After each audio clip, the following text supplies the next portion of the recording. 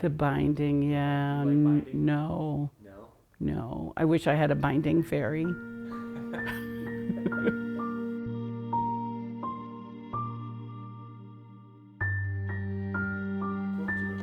Oh, wow. Um, I think it was a scrap quilt that was just a one patch. I didn't know very much at the time, so it was just squares that I repeated over and over and over again. I didn't know anything about quilting per se, putting the stitches through the three layers. So I think I just stitched it randomly across the top, bound it by machine, and said, here, and gave it to my son. And then I was like, yeah, that wasn't a very good job. Then after that, I decided I probably ought to get a book To, and, to and learn. yes, and teach myself to quilt. So I did, and I made a sampler. Eleanor Burns' sampler was my first real quilt.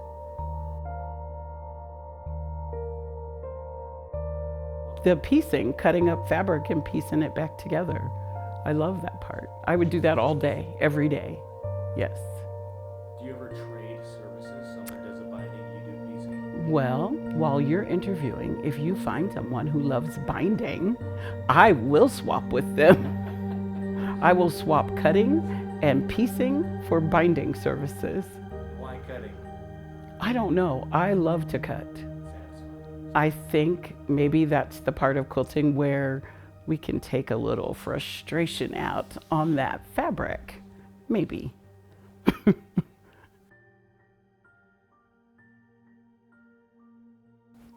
I had always sewn.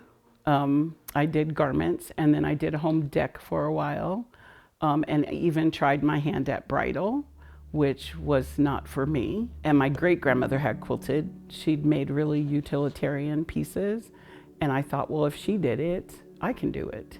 And she had made a quilt for each of us, me and my four siblings. So I thought, well, if she made quilts for the family, I could make quilts for the family. And at the time, I had 64 living relatives on my dad's side. And I wanted to make a quilt for all of them. And I have. But my boys were 16 and 13. My oldest had his license. They no longer needed or wanted Uber mom. So I could give away the keys and have more free time. But I needed something to do, an outlet. And so I started quilting and taught myself.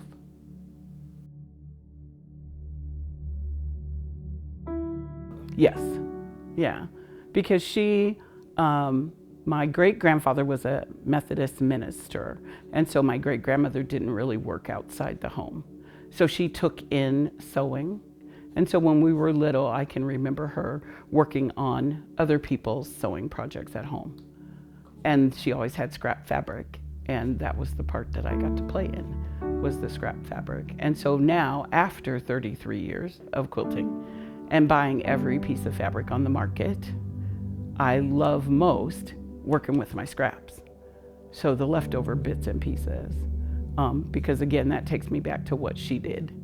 So that's what I do.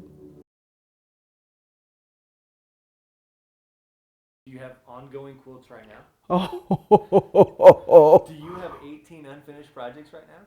yes, Oh, good for you. at least. Yes, because it, not necessarily the new fabric, but a new idea or a new pattern will detract you from what you're already working on. And before you know it, I've started cutting up fabric for that next project. And so for me, once I've cut it and put a stitch in it, it's a UFO. It's a UFO. One of my girlfriends says that it's not a UFO if you haven't finished. It has to be a year old. So if you started in 2024 and you don't finish it in 2024, it's a UFO in 2025. But I have all this year to get it finished. Oh, that's a good deal. Yeah, I'm gonna work with that That's a good deal. because I have a lot of UFOs. No, I think the appeal is just in the doing. I have never been one to be idle. I always have to have something to do. And once I picked up quilting, I stopped all my other crafts. I never made clothes again. I definitely didn't do any home decor bridal. You know, I tried crochet, I didn't do that, knitting, all of it. I just gave it all up for quilting. And now, because I live so far from my family, and I'm out here pretty much by myself, quilting is the way to keep me sane. So it just, I don't know, it calms me a lot and keeps me from dwelling on things that I don't have any control over. Quilting, I have control over.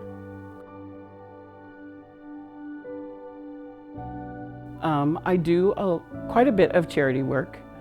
Quilts of Valor is probably my #1 charity.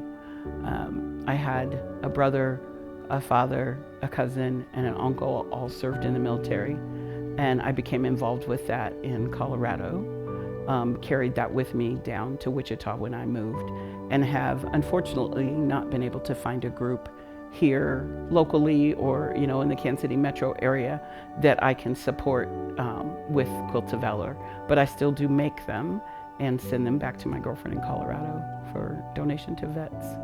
For that purpose, last year I joined a friend of mine in Colorado in making quilts for a Title VI school. So lower income neighborhoods, more impoverished students, and her job was to try to outfit a particular group of kids from that school with quilts. And so I was able to help her. So I do that too.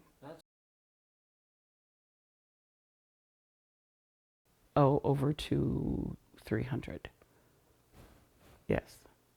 But I just keep making them. And so I've started to cycle out some of the older ones that I can use for charity. Or now I'm trying to work on my mother's side of the family and getting all of them quilts. But my grandmother's sister gave birth to 20 living children. Yes, 13 of them are still alive with their spouses, children, and grandchildren. So I'm trying to get quilts out to that side of the family. Understandably, that is a large task. That is a very large task. So I'm having to use up some of those older quilts to get quilts out to them as well. It depends. When I first started quilting, that first quilt, I didn't use a pattern. I cut a shape, I repeated the shape, I made the quilt top.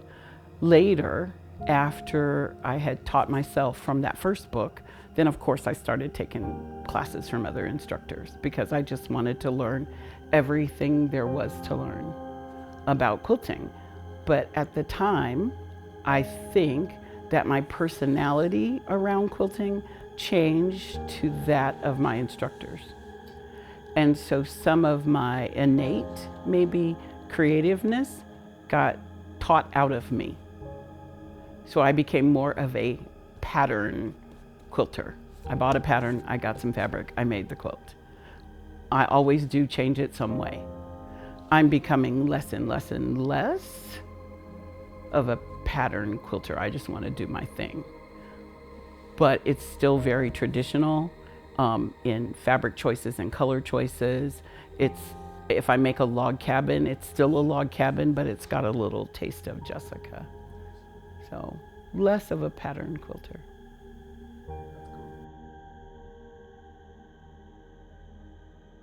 I love touching fabric. I love cutting it up into little bitty pieces and then sewing it back together. It has taken the place for me of familial relationships, friendships at times, spousal relationship. It's just filled a void in a lot of different areas. My name is Jessica Vaughn, and this is why I quilt.